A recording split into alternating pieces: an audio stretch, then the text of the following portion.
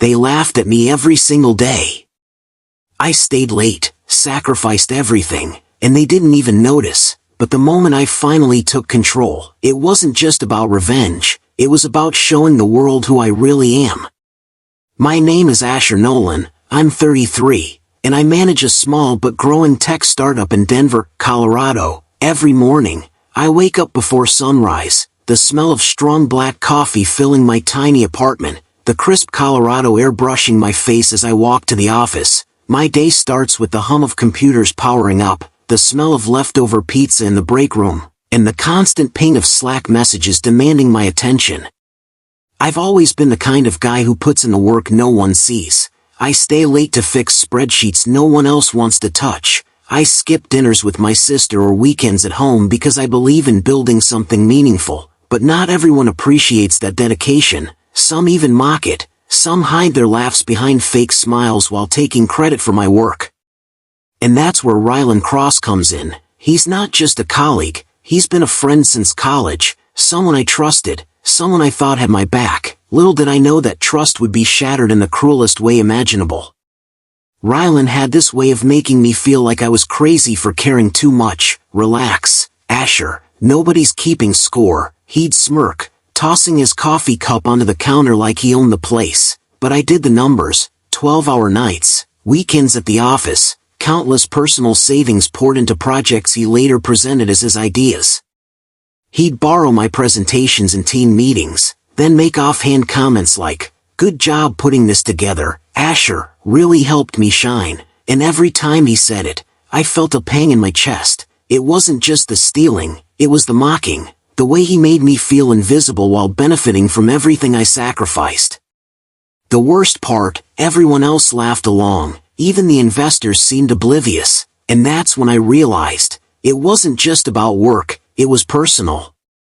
Then came the day that changed everything, a single email, a single moment. I had no idea it would leave me stunned, heartbroken, and quietly plotting my comeback.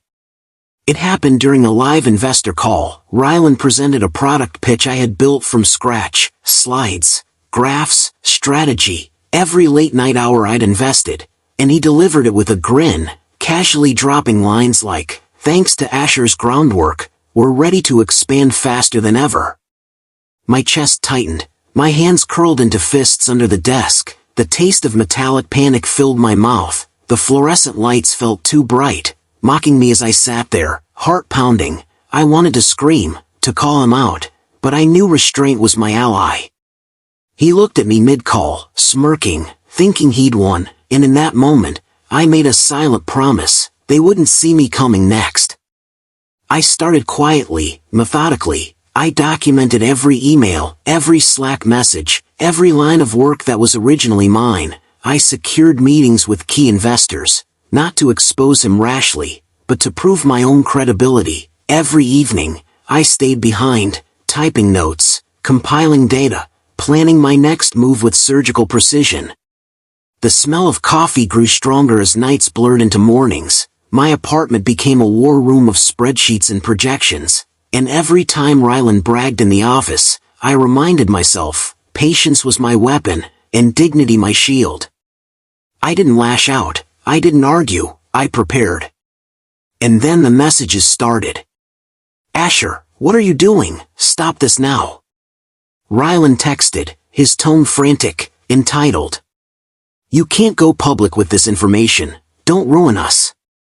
Calls, video chats, panicked voicemail, his panic was palpable. Every buzz of my phone was a symphony of chaos for him. I replied minimally, calmly, professionally, each word a reminder that I had control, that he didn't. The office atmosphere shifted. I could feel the tension rising with every notification, every whispered conversation. Rylan was unraveling, and I was ready for the moment that would change everything.